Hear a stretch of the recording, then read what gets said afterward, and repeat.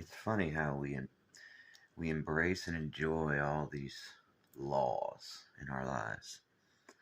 Laws, like natural laws. And we obey them wholeheartedly, it would seem.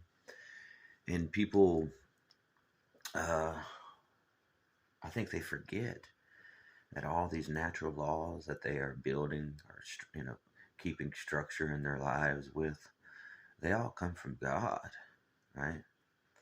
So it's like me living in somebody's house, basically. I'm using their electricity, I'm using their hot water, I'm using their refrigerator, but I'm not even acknowledging the person who owns the house. In fact, now I'm telling people, nah, dude, this is my house. No one lives here. But that's not the case. You know it, I know it. And that's why science is so hell bent on attacking God, the existence of God, the great designer, because they don't want to give an account for the fact that they've been using up all these goods and they ain't gave no credit to nobody but themselves. And I'm going to tell you, man, there's a big difference between a Christian and a non believer. And it's simple. A Christian recognizes who the house belongs to and treats it and appreciates him in a way that it's recognizable that that's a child of God. He's a child of the man that owns the house. He does so in his everyday walk, showing to be one of the master's children, living in the house properly, taking care of it, guarding it, appreciating it.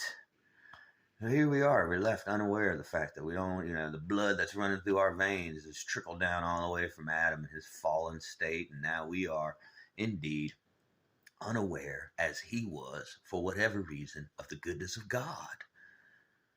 If we do not keep our eyes fixated on the fact that all that we have comes straight from the hand of the Father, so that we don't fall out of line with what he is telling us.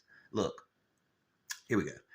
You want to measure something? Well, you need a measure, and you need a way to measure, right? And all these measurements, did you make these up? No.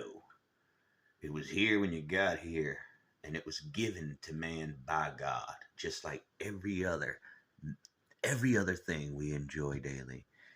You didn't make the brains inside your skull. God knows if you did, you'd probably try to make it a little bigger. But know this, the brains inside your skull don't mean squat if the heart inside your chest ain't beating. Hmm?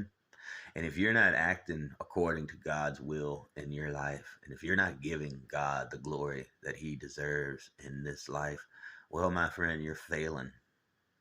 And it ain't gonna matter how much money you got stored up. There's one place in the scripture where God calls somebody a fool. And it's a man that gained a lot. And he didn't give any of it. He just built bigger barns and stored it up.